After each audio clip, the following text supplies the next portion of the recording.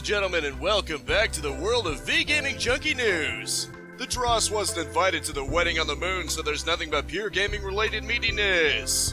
It is all about the electronic good stuff as we dive deep in all that's new in the various interactive virtual worlds.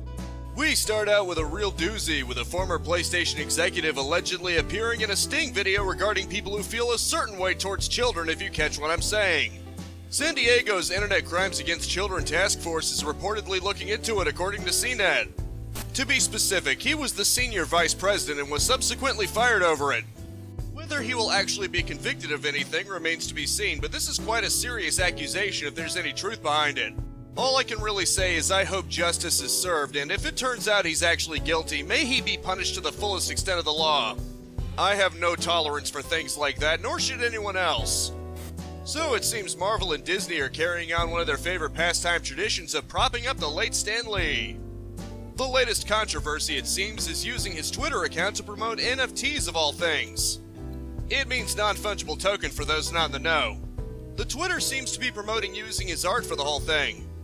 Talk about a tacky way to promote a product using the Twitter account of someone who isn't even with us anymore. You ask me, social media accounts of the dead should be permanently locked out since that person's no longer around to dispute it anyway. As always, stay classy, Disney Marvel, stay classy. And speaking of NFTs, it seems STALKER 2 will be using them.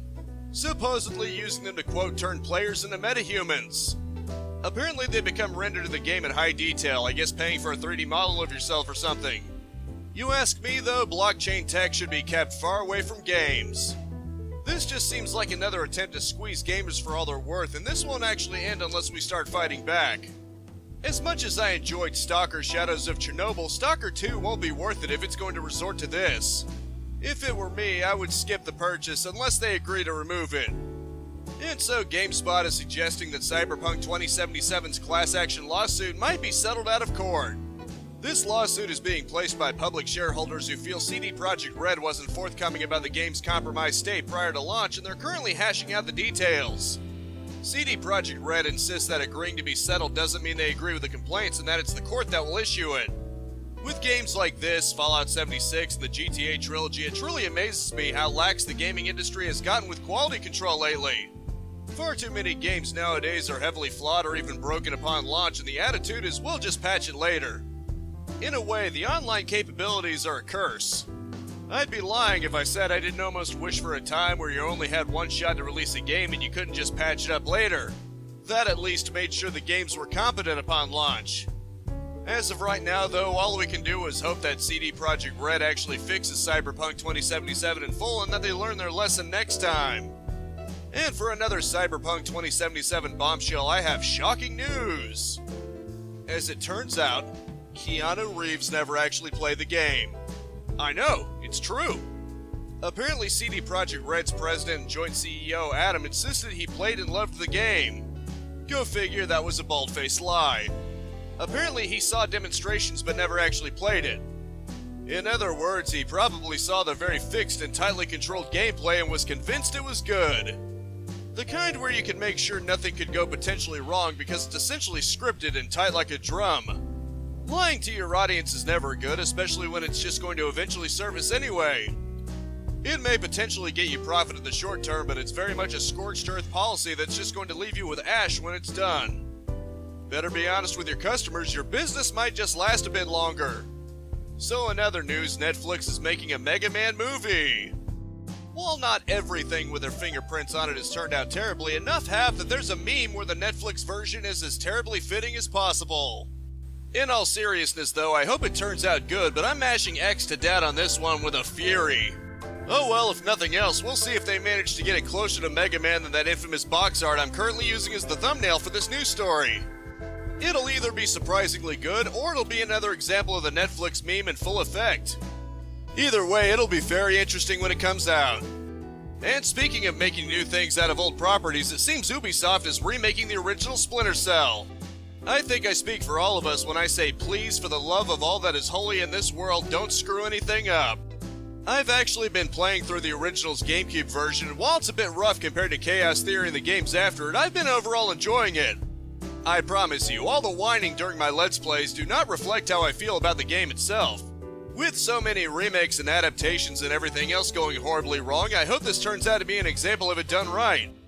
After all, there are positive examples in this category too. Here's hoping, Ubisoft. Now for something slightly more lighthearted. It seems that Grand Theft Auto 3 was originally going to come to Xbox first rather than the PS2. It was dismissed by Microsoft as impossible to translate Grand Theft Auto successfully from 2D to 3D.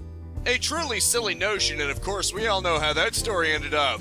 Best-selling game in 2001, only for Vice City to surpass it in 2002. It would have been interesting if Microsoft took them up on the offer. Given the Xbox is the most powerful of the three systems at the time in some ways, imagine if it was made with that system in mind. Oh well, it's all in the past now.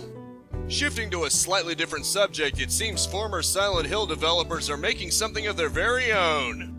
Not a new Silent Hill, but a horror game all the same. It's called Slitterhead, and while the trailer doesn't show much, it shows potential. Maybe this'll be to Silent Hill what Bloodstained was for Castlevania, a passion project to be a spiritual successor to an IP that Konami can't be bothered with. At least not in terms of video games much anymore. There's really not too much more to say about this other than the interesting monster design, so let's just hope it turns out well. Anything can certainly happen, and it would sure be great if a withered game series like Silent Hill could produce a phoenix from its ashes. I guess we'll just have to wait and see. So it seems the upcoming Zelda Breath of the Wild 2 is going to involve some peculiar mechanics that Nintendo has seen fit to patent. Or at least that's what Game Radar speculates based on those patents. Evidently they are free-falling, phase through terrain, and rewind. They would allow you to move while falling, pop out on the other side of terrain, and rewind the state of an object.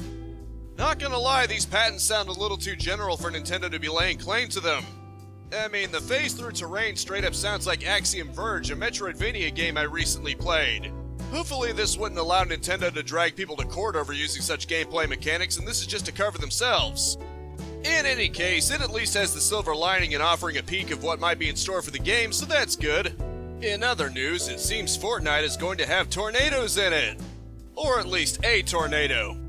No word yet on whether it'll be lifting up barns and slamming eggs through brick walls in an act of Humpty's revenge, but it's apparently going to be a thing. Or at least that's what a leak shows, some kind of tornado.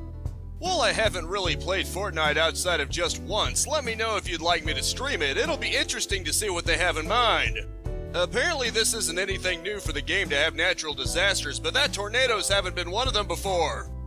We'll just have to see what happens. Sounds like it could be fun. Finally, a story about Dr.Disrespect, aka that guy that Twitch ironically was very disrespectful towards. He's apparently launching his own game studio. Well, I'm not sure if AAA is an accurate description. It's reportedly containing veterans from both Halo and Call of Duty. This game company called Midnight Society has a couple of concept images on a project they're working on. Given what's available, it's of course speculated to be an online shooter. Knowing Twitch, they'll probably make the game forbidden to stream just because he had a hand in it. Before you say Twitch would never be that petty, just look at half the crap Twitch has done over the years, especially to Dr.Disrespect. Honestly though, I wish Dr.Disrespect all the best in his endeavors. As always, from the page of Games Radar, it's time for the latest batch of release dates fresh out of the oven. Believe it or not, these upcoming 2 weeks actually have very few releases. Probably because most people rush to get it out ahead of the Christmas shopping. The 17th has Trophy for X1, while the 21st has Lacuna for PS4 and X1. The 23rd has Scar for PC and Switch, while the 28th has the aforementioned Lacuna released for Switch.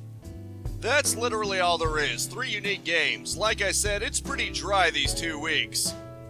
This week's Epic Freebie until next Thursday is a mystery.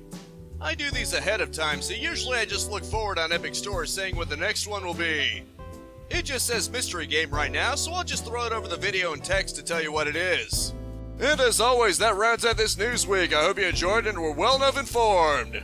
As always, I Let's Play every single day, 10 a.m. and 2 p.m. Live stream Mondays and Fridays unless otherwise specified at 4:30 p.m. and I swap between game reviews and game news videos Sundays at 6 p.m. That's Eastern Standard Time, of course. That's all Eastern Standard Time. You can always subscribe and cappy toss that bell icon if you don't want to have to worry about keeping track of time zones. A like is always appreciated for the algorithms, but I just hope you genuinely enjoyed it, and that is it for now. Thank you so much for tuning in with me. That is it for now. Thank you so much for tuning in with me. Spread this video around like the terror of the brutals, and I'll see you next time. Capitalize on life, peace out, have a good one, and I'll see you next week.